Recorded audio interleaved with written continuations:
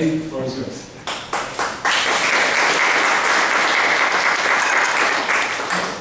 Thanks a lot guys for coming. I'm sorry, this is probably not the best screen for people who are sitting in the back. I'll try to explain. And my wife told me last night, looked at the page and said, there are 80 spots left, nobody likes you. And I said, like, you don't know, 120 people signed up. This is for scientific talk, this is like good stuff. So, thank you for making it in traffic. 6:30 is really always in the Bay Area, and especially in December. So I'm going to talk about deep learning and medical imaging. I honestly don't have the calibration of the room, so I assume that some of the details are not of interest to everybody in this room. So if you feel like I'm a little bit too on the surface for your level of expertise, after the talk, come talk to me and I can provide more details. So I have to try to be a little more like general in this work. Usually I don't have a daycare or a playground for kids in the room that beside the room that I'm giving the talk. So here I just wanted to talk about our institution. IBM Almaden Research Center is one of the 12 global labs of IBM Research. It's in the south end of the city of San Jose. We sit on the top of a hill in a county park, San Jose County Park. It's very nice. I took this picture a few days ago on a flight, so that's actually the lab sitting on top of these hills in South San Jose. They tend to be, IBM labs tend to be academic centers of excellence, and also somehow by design, most of them geographically also somewhat isolated. So it's a great place to be active. Now, to get to the talk, my team and a very large group of researchers that we have researched in different labs work on AI for medical imaging. And like most other computer vision areas, we are also doing AI and deep learning these days. AI has changed a lot of our the way we live, from driverless cars to the practice of medicine. Radiology, I would say, is probably one of those areas that can really benefit from AI. Fatigue and repetitive nature of the work are real concerns for radiologists. This is like one sheet of CT scan for one patient. They look at hundreds of these per day. We have no claim and no desire to replace radiologists. We think they are always there. But if you give them more time back, so they spend it with the patient and look more at the records as opposed to like spending so much time on the images, you can reduce the cost, you can reduce the errors. If you can highlight the right side parts of the image that the radiologist has to pay attention to, that they wouldn't if you don't highlight, those are the kinds of benefits. And then flag the part of the image that they didn't look at. All of these are possibilities that you can do to improve the workflow of radiology, while giving back more time to humans to do the thing that they do best, which is to work with humans, to be creative, to spend time taking care of the patient. But it hasn't been the explosion of deep learning in general computer vision has not been similarly successful, I would say, in medical imaging. You know that, I assume most of us know that computer vision really went through a big transformation about 2012 with deep learning, and when the benchmarks started to change significantly using deep learning. But the reality is that deep learning and neural networks were there, they were around. Some improvements in algorithms for training neural networks came about in early 2000, but neural networks go back a long time. Really, the two things that changed were really in the amount of data that became available and in the computational power to actually process that amount of data. Those were actually more important than the algorithms, to be honest. So, you look at the image and you have like millions of images, and now 1,000 classes, 20,000 classes labeled by people. In medical imaging, we don't have those luxuries. So I tried to list some of the challenges that we have here. And each research group is working on some of these, and I'm not going to open all of them. We have my larger group at IBM has worked towards solving almost all of these, and we have some contributions. I'll be focusing on a very limited, narrow parts of it. But Generally, our data sets are smaller, and for rare conditions, especially very few samples are typically available. Radiology images, and not all of that is technical. Part of it is just regulatory. You have a small data sets in different hospitals and different countries, and because of privacy issues and regulatory issues, it's not easy to build very large data sets. So you have like smaller data. It's very expensive to annotate. You can put images on Mechanical Turk and get people to label them if it's like cars and dogs and cats to label, but if you are actually marking something for radiology, that's not something you can do there. You have to have at least somebody with some radiology training to do it. And then there is issues of data domain adaptability. You have so many different scanner types within one modality of medical imaging, like ultrasound, CT, MR, X-ray.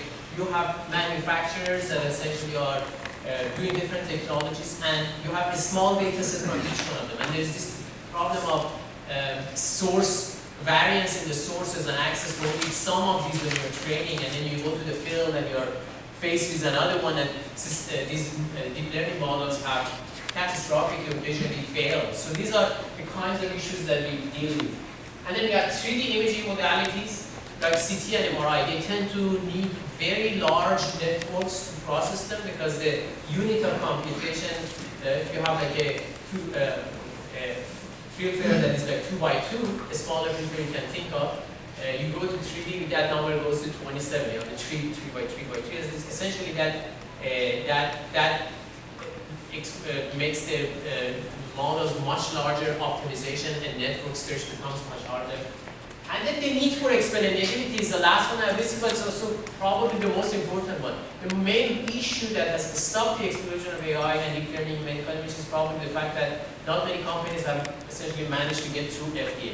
And I understand why, because you have a black box and you have to, for a medical problem, you have to explain how you solve the problem, not just to solve the problem. So these are some of the challenges.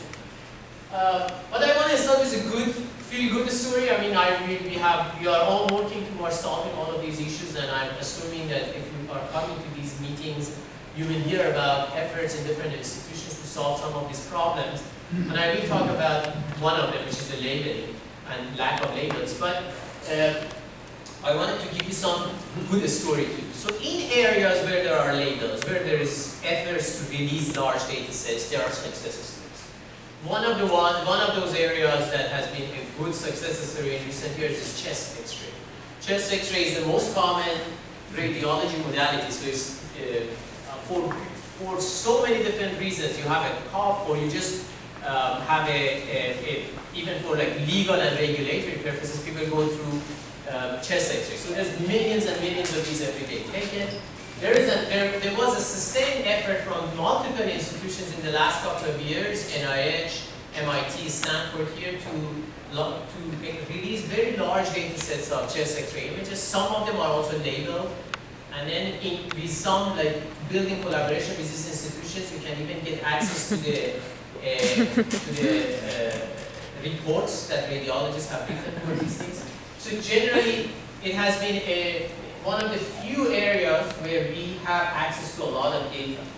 And within those studies, within those data sets, wherever we have actually had a lot of labels that come with them, there has been very good success.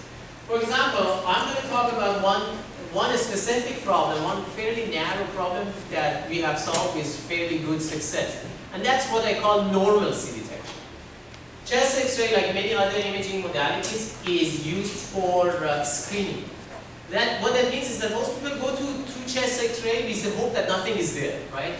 Thankfully, like if you go there for regular screening, or if you go there for immigration, they take your chest X-ray. Hopefully, there's nothing there. So the vast majority of chest X-ray images are normal, but somebody has to look at it. Now, if you build AI that can take some of these normal ones out of the workflow with very high confidence, near like 100% confidence that you don't really take any of the diseased ones out, then you reduce the work of the radiologist. For example, you don't need to take out all the 100%. Even if you take out 20% and you're doing 1 billion chest X-rays, and 90% of 900,000 of those are normal. So that 20% translates to taking out 180,000 images out of the workflow. So you suddenly reduce the work by 18%. So that's one of the areas where you can invest and solve. And we did that. There are, you probably, the people that are following this area know that there are papers from Anne Rand's group and other groups at Stanford and at NIH where people have solved these classification problems on these data sets. So they can try to detect a bunch of diseases. This work focuses on normal versus abnormal. So what we need to do is to build a very comprehensive catalog of diseases, and anything that falls under one of those, I label it as a disease. So it's a binary classification problem. There, one side is a huge list of, I think, 77 different findings that we put in the disease, and then only one that is like clear normal cases where we want to essentially take out of the regular. And the requirement is that essentially near 100% sensitivity to disease. You don't want to miss out on any of them because you're saying I'm taking it. The other thing is that it has to be stable. So you have to have it. You have to have the ability to run it on data set that you did not train from a different hospital and see how it works. This is where I'm going to skip some details. So we build a data set that draws from NIH and unique data sets. These are the numbers. So the development data set is about 112,000 images and about 16,000 for normal for validation. I should call this validation because, as I will show you, there's an actual test case afterwards. And the model is probably interesting to some of you. So there's a lot of details in this model, and the model is the technical one of the technical contributions here. It's treating the chest X-ray classification problem as a fine-grained classification problem. It has pre-trained components that combines multiple pre-trained networks, then it builds a feature pyramid on top of it. The feature pyramid that work from Facebook group, and there have been a lot of remedies here for stability. For example, we have added Gaussian noise, and there is multiple spatial convolution layers, also dialectical convolution there as well. So, as I said, I won't go to the details of that because I really want to focus on outcomes for this talk. So the data set that this was about, as I said, 128,000 images used for development.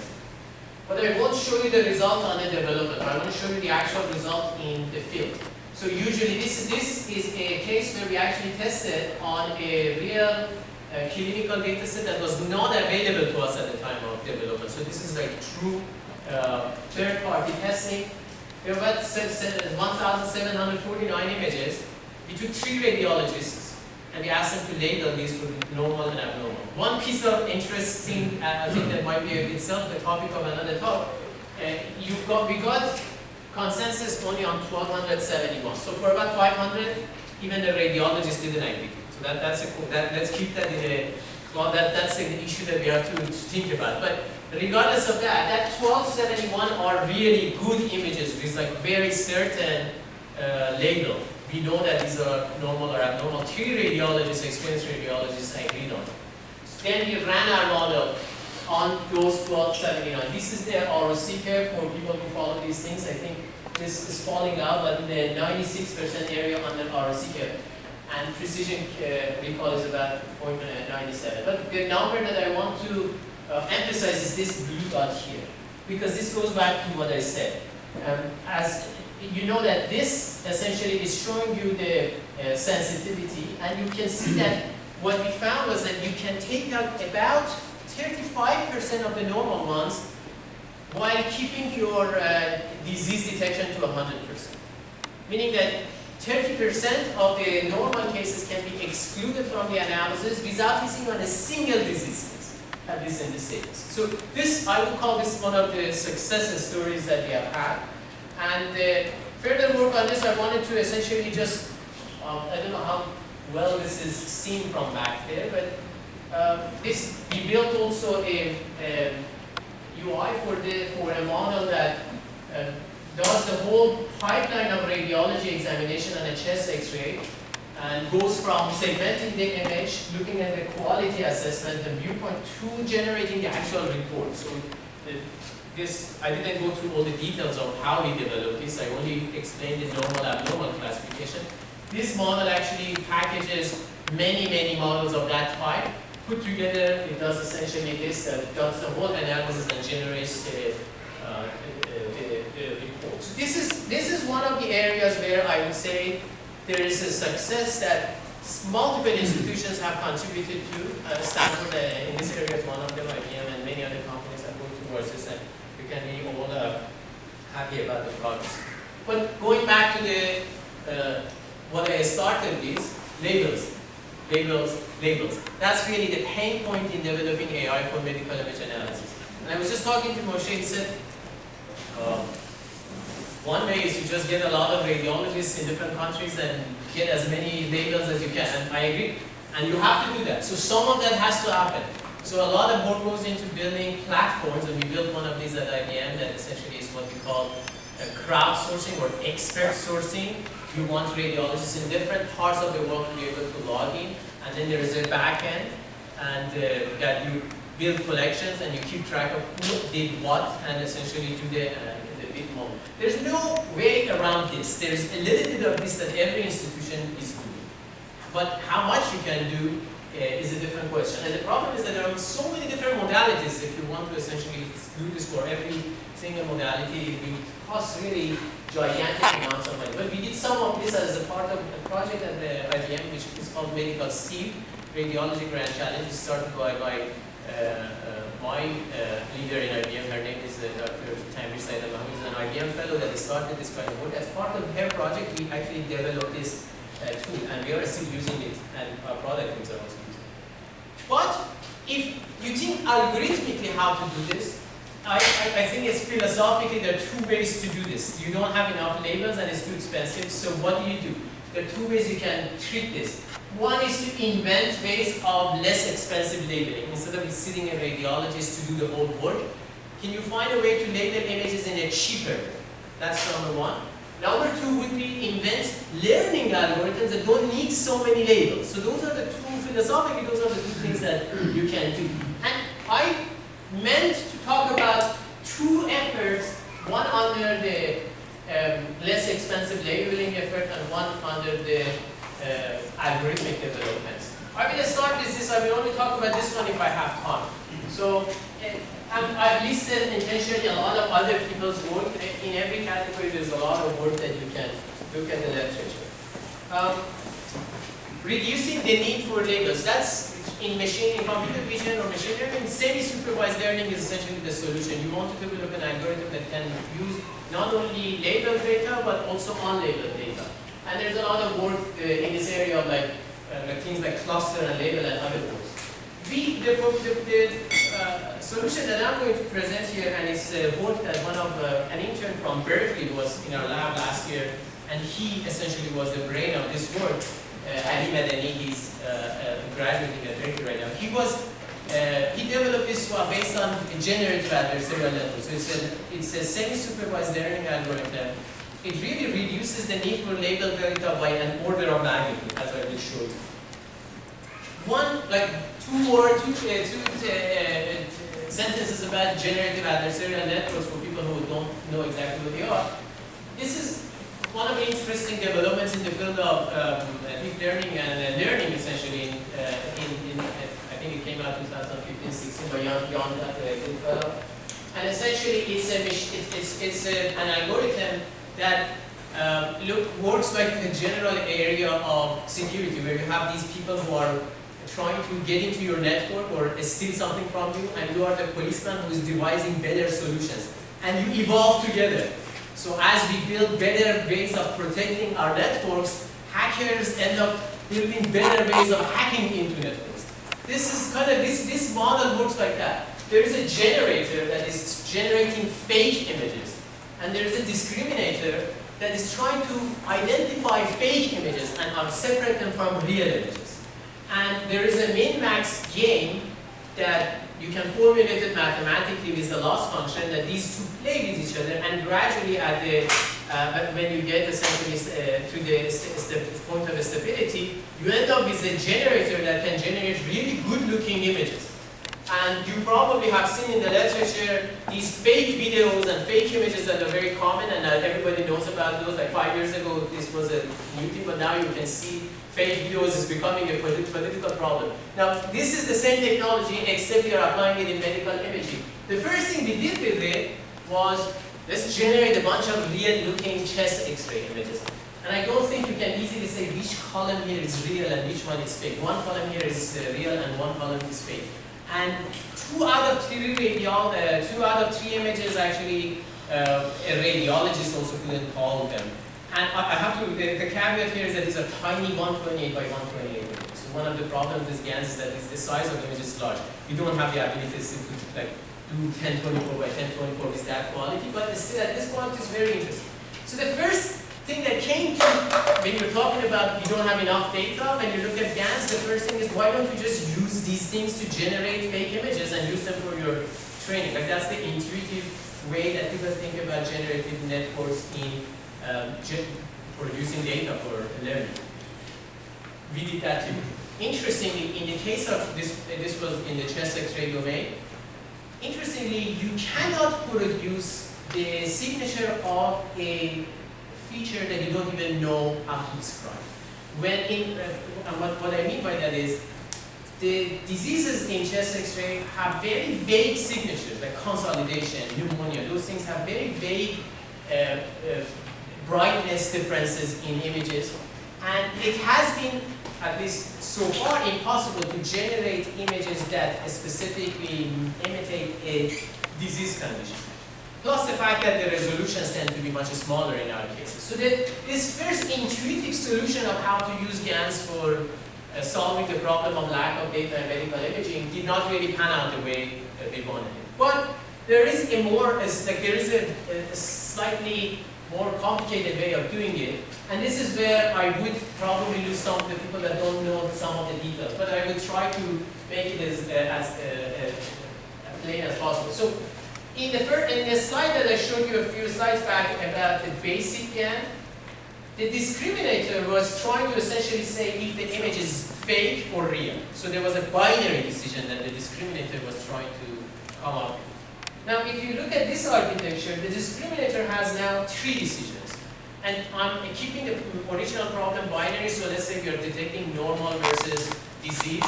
And then the third one is fake. And then you have a generator that is generating images that are fake.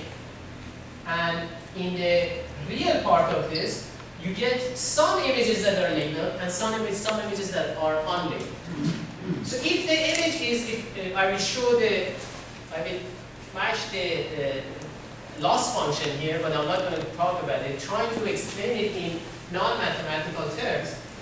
If you have an image that is real, but you don't have a label for it, okay? You can give yourself a point in both cases of this class or this class. So as long as a real image falls within one of these, you can say, oh, I distinguished it from fake, so I can give myself a point, even if you don't know the real label. If you do know the label, you want it to end up in the right class of norm. Now you might say, why is this helpful? This allows you to throw in all your unlabeled data along with your labeled data, and allows you to essentially, during your training, use your unlabeled data. Then you might ask, why is it that this helps? These labeled, the unlabeled data, how do these help you detect disease from normal when you don't know the labels of? This goes back to the fundamental of what deep learning networks are. Deep learning networks are essentially representation models, meaning that most of the filter, most of components of a deep neural network are actually what they are doing, are learning what a chest X-ray image looks like. Very few components of the neural network are actually learning what is disease versus normal. It's true that you can't use unlabeled data to detect normal from disease, but you can use it to actually learn what a chest X-ray looks like. And that is where most of your data is consumed anyway. So this architecture, which actually is a play on the traditional generative adversarial network, allows you to use unlabeled data along with labeled data. And I will skip all of these just to the data. And there's a paper in IEEE 2018 that I can provide more details. But I wanted to actually look at the result with you guys. Now, this column is GANs, the architecture that I showed, and this is an equivalent CNN that is essentially the equivalent of the discriminant. And you can see that this is the number of labeled data in the first column. And if you look at the third row, if you have 100 images labeled, the CNN gives you about 57, and the GAN network gives you about 80% accuracy. For getting the same accuracy of about 80% on the non-GAN architecture, you have to go to about 1,000 images. So there is an order of magnitude improvement in the number of images that you consume to produce the same accuracy. And that's exactly because this data, as the number of images increase, as the number of labeled images increase, it tends to become equivalent.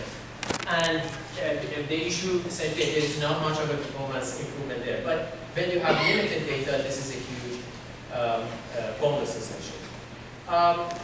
Again, in the interest of time, I will just say at the very high level what is the second thing, and then close the first talk. So, as I'm going back to a few slides back, one of the ways of essentially less expensive labeling is to come up with semi-automatic labeling. Medical imaging has this need for not only labeling images as a whole image to call this is pneumonia, this is normal, but also localizing disease. You need to localize the disease in many of the algorithms that you develop. For example, there is a mass here or there is diffusion here. Localization is important for the radiologists and in our algorithm development. That's even more expensive because somebody actually has to take a pen and do the development. So this one is about labeling in areas where you actually need local annotations on the image. This uses a simple idea that people have used for many of these new papers that have come out. When you go to a hospital, usually if you get access to their data sets, most of those images are already looked at by a radiologist, right? Most of the images, somebody has written a report for them. And people use natural language processing to extract labels from those, like the Stanford group and all these papers that came out from NIH and others, that's what they've done. They do NLP on the text to label the images. But what about the local labels? The problem is that only, usually people don't say this exact part of the image is showing a mass. So you have to actually find that. So this work here is, without really getting into the details of it, is a bimodal network that has a text and an image branch and models the area of the disease as a polygon. And in this example, I'm just showing 4 points, but you can take this point and run with it. And what it does essentially is that it learns a good representation of chest images by developing an algorithm for quantification of images independently, and then quantification of the text independently, and then concatenates the features that come from the image and text together to develop a regression model that essentially maps that to the location of the disease on the images. And again, as I said, this one is a Mikai 2018 paper. The details are there. But this is our proposed architecture. We were actually managed to get to an overlap between a small validation data set where we did have the marking of the image of the disease on the image. We got to about 61% overlap between what we came up with the area of the disease and what the radiologists. So this is another example of an interesting architecture of AI for AI, using AI to develop data that then you use for developing AI. So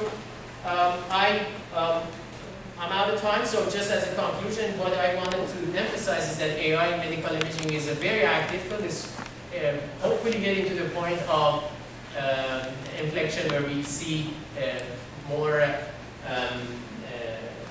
use in real fields. And I very specifically talked about one success story in chest X-ray where we have actually managed to reduce workload using AI.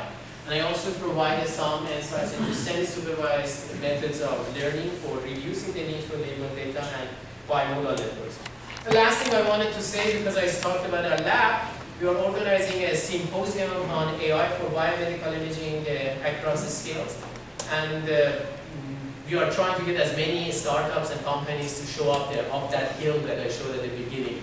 So if you are interested, check out the website or send me an email and I'll try to help you guys get into it. Thanks a lot.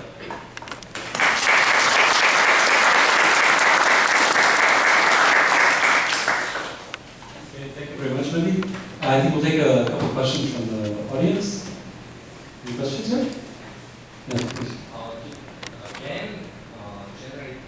GAN created a new model of new images from the input images, which means that if we need a more creative new symptom or new pathology, GAN cannot generate those kind of new feature and new pathology. The answer to that question is not a definitive yes. The answer to that question is that we haven't managed to do it yet. Maybe we can in the future. We have enough data from those specific diseases that we are looking at, and we can characterize the disease really well. The problem is that if you ask a radiologist why you call this consolidation, it's almost impossible to verbalize it. So because it's of that nature, even if I claim that I generated an image of consolidation, it's very hard to validate. And that's the problem. I didn't say that theoretically it's impossible, it's just practically we haven't managed. Then second question is, generating images from the GAN is much better than just data augmentation? No, not necessarily, because generated images from the GAN, at least most of the networks that are out there, tend to be much smaller. There is a 2019 paper that I was looking at yesterday. I haven't really looked at the detail, where people are generating 1024 by 1024 real looking images of the face. They look like really, really high quality images of the face. Some of you probably have seen it. So there is hope that we are going to that direction. But as of today, at least the networks that people have shown in these medical imaging communities, resolutions are smaller. So the result that I showed you earlier about chest X-ray, that really good result on normal abdomen, that was done on 1024 by 1024 images. And we have witnessed that if you go down in the size, really impacts the size, it impacts the result. So the answer to your question is not yet. I'm hoping that as GANs advance, that becomes the yes. Thank you. Okay, okay, one more question. So I also like to ask about GAN, and do you need a lot of data to train a GAN network? Since you already don't have a lot of data and you still use GAN to train images. Because the specific GAN that we showed here, we are not producing, we are not trying to label or create, as I said, disease specific. We're just trying to produce images that look like that modality. We have managed to do it in these under 10,000 images, and you can use all classes. If you want to generate images of much larger size, you need, first of all, to input images of much larger size to the network. The computation becomes much more difficult. GANs are notoriously difficult to tune, and to get to the point that you have, it's almost an art. Those chest X-ray images that I showed you, so I had 3 interns. The first one produced those. The second one played for a month and we never managed to repeat it. The third guy managed to reproduce it.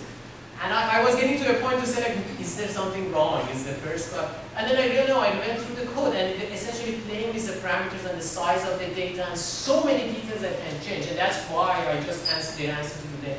It's one of the reasons why building a large image, generating a large image with GAN is so difficult, because it tends to essentially somewhere going to be a break if your size of the domain goes from 120 by 120 to 1024 to 1024. You have 100 times ways of breaking. So I told you more than you wanted to hear, I assume. But generally, you don't need as much data at these sizes. But again, going back to the problem of the very large image sizes, then it's still an unsolved problem. Thank you. Okay, let's thank the speaker again.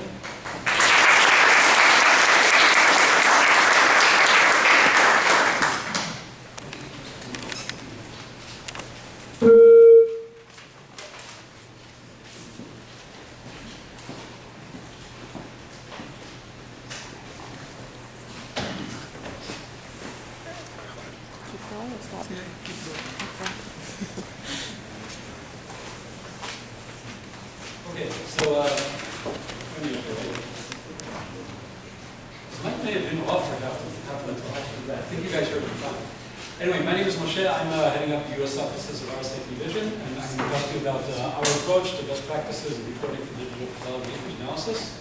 A few words about our company. So basically, we've been in the trenches, so to speak, of computer vision, algorithm development, and in recent years, obviously, AI and deep learning for many years. What we do is develop solutions, practical solutions, mainly for medical device companies in computer vision, very applicative and customized R&D.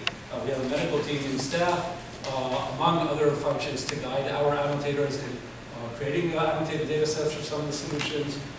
Some of our products and projects are integrated in medical devices that are being used today in the field in clinical trials. We have offices in Israel, Boston, and San Francisco.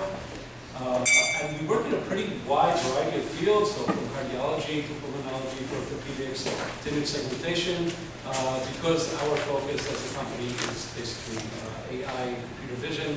We're pretty modality agnostic. We can do some non-medical projects. Today, I want to talk to you more about our approach to microscopy images. So we do a pretty wide variety of work. I would call it for pharma, for research and diagnostic applications, analyzing various types of images, both for 2D and 3D. So typically in digital pathology, the workflow is going to look like this. There's going to be slides, there's going to be 2D images coming from some microscopy system. There could be multiple channels of these images, fluorescence images, bright field, dark field microscopy. The details and the specific characteristics of the images are going to vary, but always there's going to be some data set preparation. You're going to get the data set with or without some level of ground truth. There's going to be some initial training, some iterative retraining to improve your annotations and improve the solution, and afterwards some validation. Specifically, I'm going to go, as time permits, into a specific example, which is interesting because it sort of forces you to develop a sort of suite of tools and solutions, which is called multiplex image analysis. So multiplex images means that you have multiple fluorescence responses, you have multiple filters creating this image, and you're going to get an image with multiple channels. And typically what you need to do is to detect the nuclei of cells, to detect maybe interesting areas or regions of interest in these images, tumor areas, and then there's going to be some sort of classification of these cells. There may be multiple classes that are supplied by the pathologist, and we want to create a solution to automate all this and to configure and merge all the results and to signal cohesive output. So basically there are a bunch of computer vision tasks that need to take place here. First of all, we need to find the nuclei. It all comes down to that, to segment the nuclei, to separate them from each other. After you find each individual cell, each individual nucleus, there's going to be responses in different fluorescence channels indicating expression of various proteins or genes. It depends on the type of image, so there's going to be some sort of classification task afterwards, as well as more coarse-grained segmentation to find the regions of interest in the images. In many cases here, the biggest challenge is separating the nuclei or the cells from each other. So there are many tools that have been in this space for many years, off-the-shelf tools, and these are based typically on classical computer vision. There's been a lot of man-years put into these tools to develop different solutions. Typically, there's going to be many different thresholds, many different options for the segmentation to tune, and the way that most of pharma is creating these solutions these days when a new type of image or a new study comes along is that there's a manual effort to tune these algorithms and these thresholds to get a good separation, and there are always challenges, different shapes, different sizes, different intensities, nuclei that are sticking to each other, and it's always what we call the short blanket problem of classical computer vision. You pull it one way, and you start losing coverage in another way, and like most of the computer vision community since 2012, and for us maybe a few years after that, after we became convinced and became converts to deep learning, we really find that the supervised learning and the AI approach is much more effective here. So you can have, this is one example, you can have nuclei of various sizes and shapes. There can be some blue circles that are hollow, with a hole in the middle, some that are filled, multiple scales of intensities. So some of them you can probably barely, maybe most of them you can barely see because of the lighting quality, but some of the nuclei in these images are barely visible if you just view the image at the same scale. And of course, there are classical solutions for all these challenges, so to speak. Many years of work in adaptive thresholding, etc. But that's usually not enough. And of course, then merging and overlapping nuclei, clumps of cells that a pathologist, trained pathologist, can usually separate and understand where the cell is, but there's no clear-cut rule, as Mehdi was describing for diagnosis of X-rays. Here also, there's no rule that you can formalize. You really need to formulate the deep learning problem and the quality. So these are some of the examples. These are some of the types of, show it here actually. So these are some of the types of the results that we can see using deep learning. The nuclei are stuck to each other, you can separate them very nicely. Okay, this just basically recaptures the difference between the way the processing was done a few years ago and is still actually being done for digital pathology in a very widespread manner these days, and the way that people are solving image processing, computer vision problems in deep learning, not only medical, but all over the place. So you have multi-class segmentation, you have different architectures, different specific approaches here. Sometimes you have some post-processing. So let me walk you through our approach. So we like to call this sort of the data efficiency of UNet with functionality and instant segmentation of architectures like mask, RC, and N. The advantage in general of image segmentation tasks in deep learning is that once you formulate the problem as a segmentation problem rather than a classification or detection problem, then there's an awful lot of data in each image. There can be a few images, but each patch is really an independent example. And what we have found and what is known in the literature is that segmentation architectures tend to be a lot less data hungry than other architectures, even than detection architectures. And we found it very useful to leverage this. So basically, almost all the phases of this problem, we can formulate them as a segmentation problem. So the first task is to detect the nuclei. You need to separate them from each other. If you just run a UNet, you get a binary mask, and they're still going to stick to each other. The classic UNet paper solution for that is having one channel for the full cells, the whole cell, and the other channel for the border. In practice, that does not always work very well. We take a more sort of multi-step approach. We have one network that's just looking for the cell centers. So you have sort of a heat map. This is used in closed estimation also these days a lot. You have a sort of a heat map that's just responding to the center of each cell. You train the network to do that. And then you take each patch and you can call it region proposal. It's a very simple region proposal. You just take a fixed patch usually around the center, around each peak of this cell detection image that you're going to get from your first network, and then you train a different network to segment the cell from the background. So in each patch, we're looking for only one cell or only one nucleus, and to segment that from whatever else may be in the patch. If there's a neighboring cell or if you're part of a clump of cells, you're training the network and forcing it to learn to separate the cell centered at your current patch from everything else, and then you integrate this together. Now, like I said, there are many different architectures that one can use for this type of instant segmentation and detection problem. The question is always, what's the most data efficient and what's the most effective? What makes it easier to get a quick solution without investing too much in annotations? And we found this really to be the most effective way to go. So it's a pretty simple pipeline, sort of based on very similar building blocks, but each one is implemented in a specific way, specific type of data augmentation that you need to make it work, etc. So you're looking first for a cell-centered probability map. You do peak detection there, which is just a very simple type of post-processing region proposal, and then a separate network to do your individual nucleus instance segmentation task. There's some implementation details here. What's the right loss function to choose for each step of the pipeline? How the data should be annotated? How much to blur or not to blur the centers of the cells, etc. Spatial weighting to improve the separation between neighboring cells. And typically, all these details need to be fleshed out as you're working on the project. So typically, you have a go-to solution that's sort of along the lines of what I've described.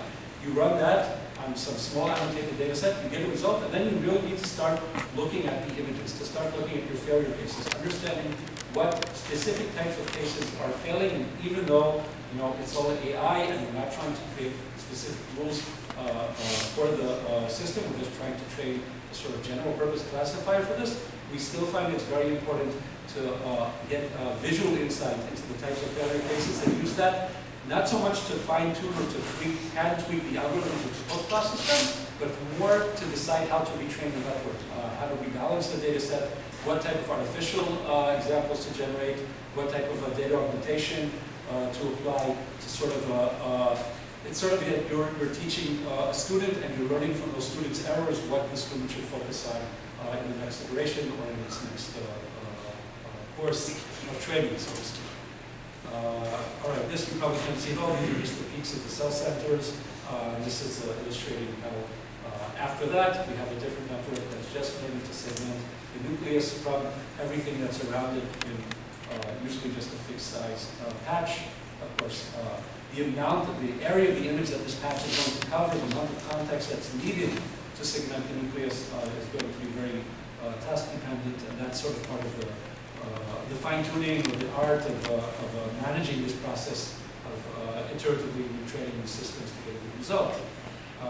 This is just sort of a wider field of view illustration.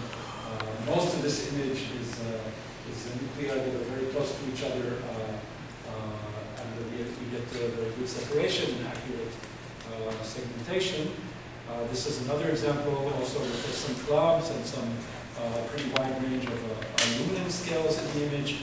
The metrics that we use for detection are basically, so you have your ground truth labeled data set, some limited subset, the full data set usually, you know where the centers are in your ground truth. You want to measure how many of those cells were correctly detected by the neural network. The neural network is going to spit out another list of cells. You need to correlate between those two lists of cells and decide when you've gotten a true result, when you've gotten an error. So the simple way to do this is to define some sanity threshold. So you say, okay, if we're a distance of maybe 2 pixels or 3 pixels or something like that, if it's below that distance, this is a true detection, and then any cell in the ground truth data set that matches up with one of the cells detected to the network up to that tolerance is going to be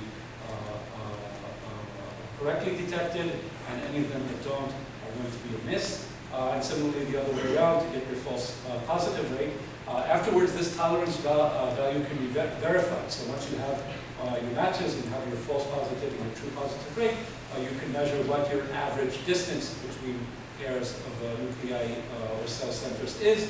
And if that's significantly lower than the tolerance you've defined, then you know you're in good shape.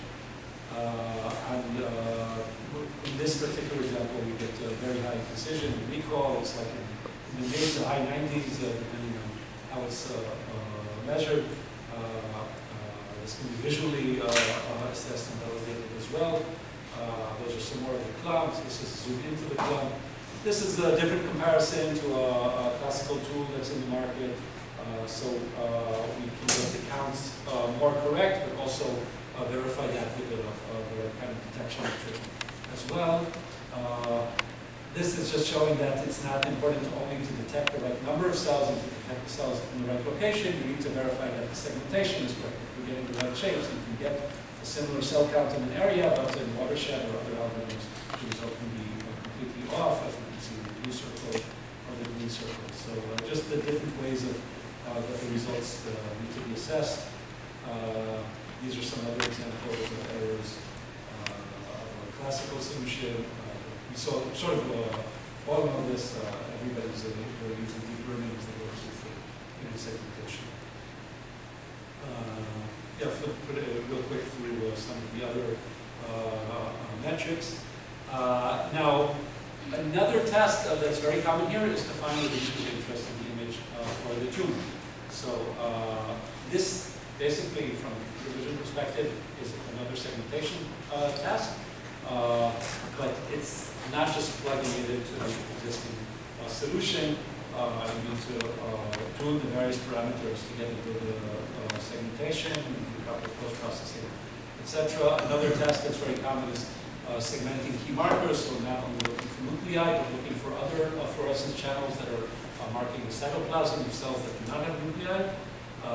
And these are all sort of cousins of each other. And the last step, after we have found our cells, is classification of the cells. So in a typical workflow, you have, so here, there are 6 channels responding to expressions of different genes or proteins, and there are different ways of classifying the cells based on the combination of these fluorescent signals. And this is the classification task. So after you have your patch given your cells, we don't try to do any handcrafted features to distinguish between the cell types.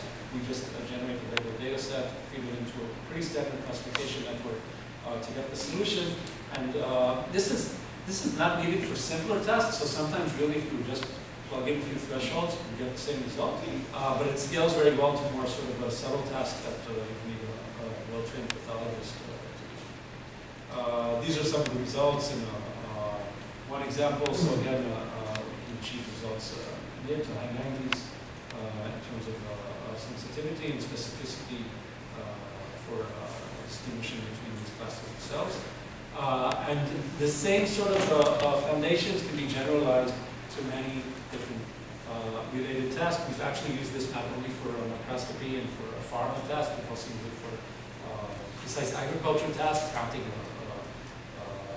sort of, I would say, objects in an image from an agricultural context that look very reminiscent of these cells, so we can generalize it very well to different types of images, human, mouse, and others. This is one example of the type of classification that you can do with neural networks. That's very difficult to do with rule-based systems. So degranulated cells versus non-degranulated cells. Degranulated means that the cytoplasm is basically exploded. It's getting in this amorphous shape, and that would be pretty difficult to quantify by just measuring some sort of morphological feature of this ground channel or something of the sort. It's a more holistic type of thing that lends itself very well to deep learning. This is the dot counting. Again, you have cells that are strongly overlapping. You need to say where each cell is, and you're allowed to say that they're overlapping. You don't only need to separate them. You need to find the overlap regions, and you can train the same type of solution to do this.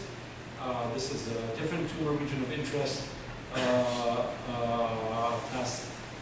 So of course, this is a really advantage of deep learning, that you take the same tools and you can apply them again and again, which is maybe less fun for us people like me who started out in years ago in classical algorithms, developing specific rules and creative solutions for each task, but it's really much more scalable, useful, and effective today.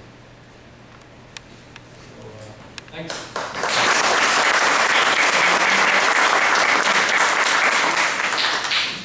Yes, please. Can you talk about your work in 3D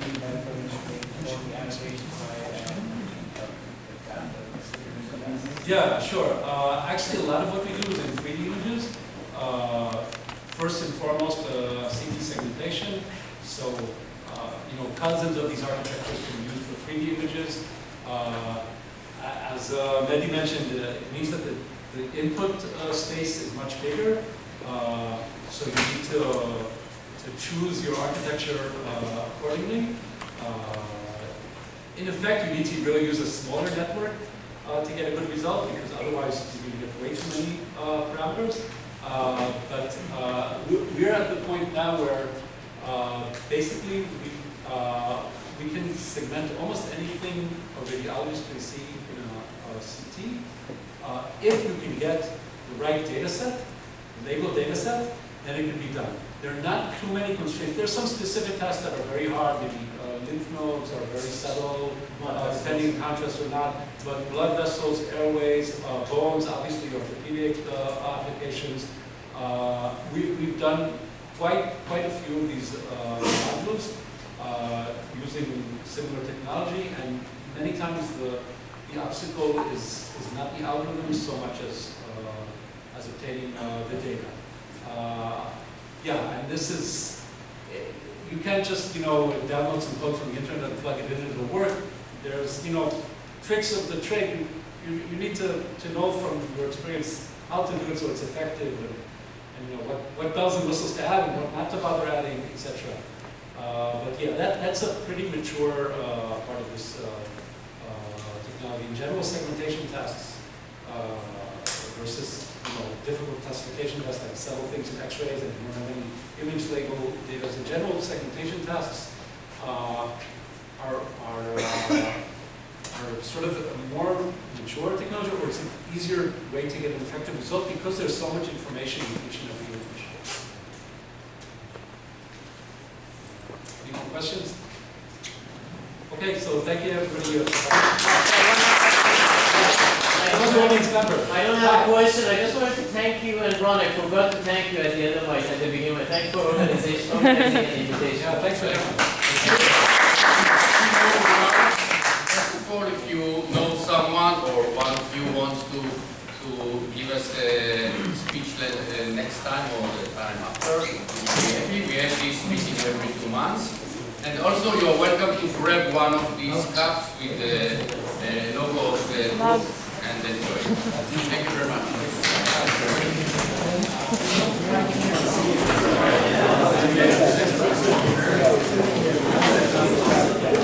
I'm going to turn it off now? Okay. Let's go.